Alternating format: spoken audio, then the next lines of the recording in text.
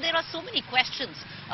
Some of them with very obvious answers, but clearly the Congress unable to read the writing on the wall. What was the point of holding such a hurried, CLP when you had absolutely no idea of what was in store? What was the point of saying we will meet and talk to each of these MLAs, through the course of the night? All of these discussions, permutations, combinations, grievances should have been addressed right before this meeting was made public. They still had time.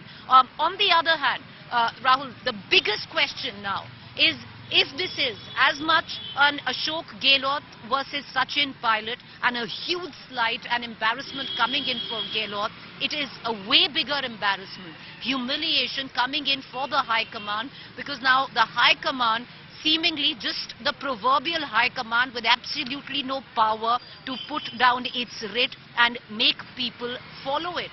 MLAs have totally defied anything that the Gandhis have to say.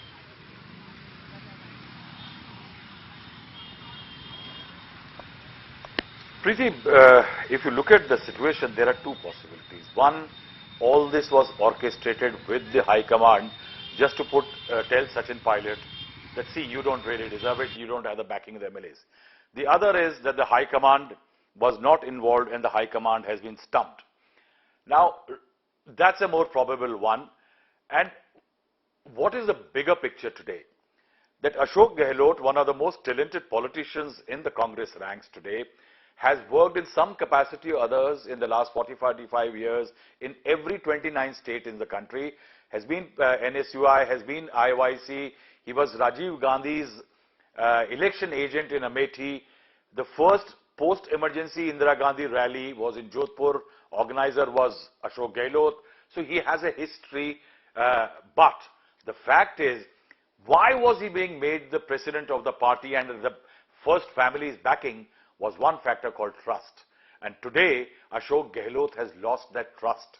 And that's a very critical element, Preeti, because if that trust level is gone, if Ashok Gehlot has said, I do not want the Kohinoor of the Congress president's post, and I want Rajasthan as a small box of gold, then there is something terribly wrong. One, with the dynamics of the Congress, and the second, the authority of the High Command.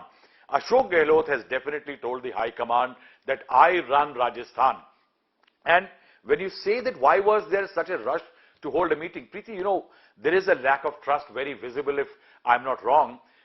The Congress High Command wanted Rajasthan deal to be staged before Ashok Gehlot filed his nomination, because remember, if there was no other challenger, then he would have been virtually the president-elect of the Congress party.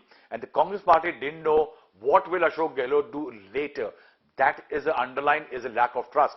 Means the Congress wanted quickly to stitch the Rajasthan deal so that once Gehlot files the nomination, Rajasthan is more or less settled. And that is where Ashok Gehlot has utilized the opportunity. Now, I'll tell you some very interesting details. Yesterday evening, when MLAs were going inside Shanti Dhariwal's house, I spoke to two of the MLAs, independents, and they told me they have basically been asked that this is a kind of a discussion kind of a meeting in which they are supposed to likely to oppose once Sachin Pilot's taking over Ashok Gehlot's rise to take over as the president, but then in the second term they will eventually give in to the whole thing. Most of the MLAs did not have a clear idea, barring a very small segment of MLAs, and eventually they all had to fall in line. Ashok Gehlot tried to distance himself.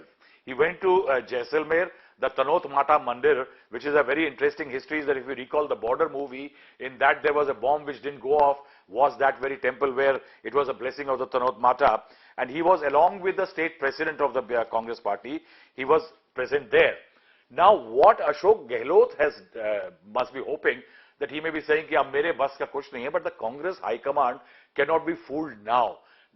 I think the Rajasthan issue remains unresolved, and I think the Congress party will have to go back to the drawing board that can Ashok Gehlot, who does not obey the High Command in Rajasthan, be a loyal, safe bet as a president of the Congress party and will not do a Sitaram Kesari once he becomes president. I think all the plans need to be reworked, and I wanted to just recall Divya Maderna, one of the leaders, has put out a very interesting tweet today that in 1998, her grandfather, Parsuram Maderna, was the tallest Jat leader, likely to become, the Congress had come to power, likely to become the Chief Minister.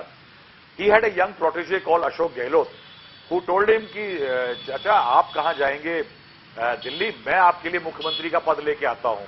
Ashok Gehlot was not even a Chief Minister, MLA at that time. He went to Delhi and he came back with the Chief Minister's post.